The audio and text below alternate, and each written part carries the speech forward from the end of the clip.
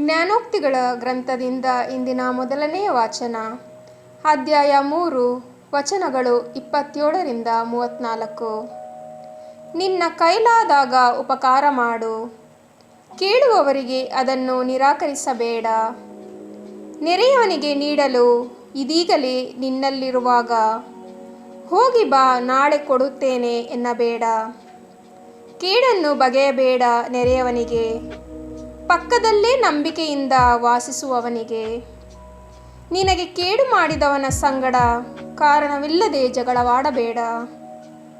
ಹಿಂಸಾತ್ಮಕನನ್ನು ನೋಡಿ ಹೊಟ್ಟೆ ಕಿಚ್ಚು ಪಡಬೇಡ. ಅವನ ನಡೆದಿರೆಯನ್ನು ಎಷ್ಟು ಮಾತ್ರಕ್ಕೂ ಅನುಸರಿಸಬೇಡ. ವಕ್ರಬುದ್ಧಿಯವನು ಸರ್ವೇಶ್ವರನಿಗೆ ಅಸಹ್ಯನು. ಸತ್ಯಸಂಧರು ಆತನಿಗೆ ಪ್ರೀತಿಪಾತ್ರರು. ದುರುಳರ ಮನೆಯನ್ನು ಸರ್ವೇಶ್ವರ ಶಪಿಸುವನು, ನೀತಿವಂತರ ನಿವಾಸವನ್ನು ಆತ ಆಶೀರ್ವಾದಿಸುವನು. ಅಪಹಾಸ್ಯ ಮಾಡುವವರನ್ನು ಆತ ಅಪಹಾಸ್ಯ ಮಾಡುವನು. ನಮ್ರರಿಗಾದರೂ ಕೃಪಾಶೀರ್ವಾದವನ್ನು ಅನುಗ್ರಹಿಸುವನು. ಪ್ರಭುವಿನ ವಾಕ್ಯ. ದೇವರಿಗೆ ಕೃತಜ್ಞತೆ ಸಲ್ಲಲಿ. ಕೀರ್ತನೆ ಶ್ಲೋಕ.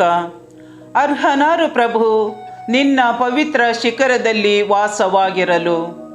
ಯೋಗ್ಯನಾರು ಪ್ರಭು ನಿನ್ನ ಗುಡಾರದಲ್ಲಿ ಬಿಡಾರ ಮಾಡಲು. ಅರ್ಹನಾರು ನಿನ್ನ ಪವಿತ್ರ ಶಿಖರದಲ್ಲಿ ವಾಸವಾಗಿರಲು. ಅಂಥವನಿರಬೇಕು ನಿರ್ದೋಷಿ ಸನ್ಮಾರ್ಗಿ, ಸತ್ಯವ ನುಡಿಯಬೇಕು ಹೃತ್ಪೂರ್ವಕವಾಗಿ. ಶ್ಲೋಕ.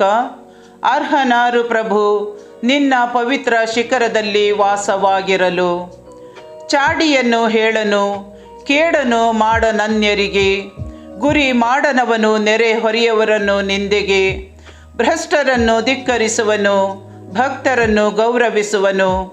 ನಷ್ಟವಾದರೂ ಕೊಟ್ಟ ಮಾತನ್ನು ತಪ್ಪನವನು. ಶ್ಲೋಕ. ಅರ್ಹನಾರು ಪ್ರಭು ನಿನ್ನ ಪವಿತ್ರ ಶಿಖರದಲ್ಲಿ ವಾಸವಾಗಿರಲು. ಕೊಡುವನು ಕಡವನು ಬಯಸನು ಬಡ್ಡಿಯನ್ನು. ಎರವರ ಕೇಡಿಗೆ ಪಡೆಯನು ಲಂಚವನು. ಕದಲನೆಂದಿಗೂ ಈ ಪರಿ ನಡೆಯುವವನು. ಶ್ಲೋಕ. ಅರ್ಹನಾರು ಪ್ರಭು ನಿನ್ನ ಪವಿತ್ರ ಶಿಖರದಲ್ಲಿ ವಾಸವಾಗಿರಲು. ಅಲ್ಲಿಲೂಯ ಅಲ್ಲಿಲೂಯ ಅಲ್ಲಿಲೂಯ. ನಾನೇ ಜಗಜ್ಯೋತಿ, ನನ್ನನ್ನು ಹಿಂಬಾಲಿಸುವವನು ಕತ್ತಲಲ್ಲಿ ನಡೆಯುವುದಿಲ್ಲ. ಜೀವದಾಯಕ ಜ್ಯೋತಿ ಅವನಲ್ಲಿರುತ್ತದೆ. ಅಲ್ಲಿಲೂಯ ಅಲ್ಲಿಲೂಯ ಅಲ್ಲಿಲೂಯ ಅಲ್ಲಿಲೂಯ. ಸಂತ ಲೂಕರು ಬರೆದ ಪವಿತ್ರ ಶುಭ ಸಂದೇಶದಿಂದ ವಾಚನ. ಅಧ್ಯಾಯ 8, ವಚನಗಳು 16-18. ಆ ಕಾಲದಲ್ಲಿ ಯೇಸು ತಮ್ಮ ಶಿಷ್ಯರಿಗೆ ಹೀಗೆಂದರು.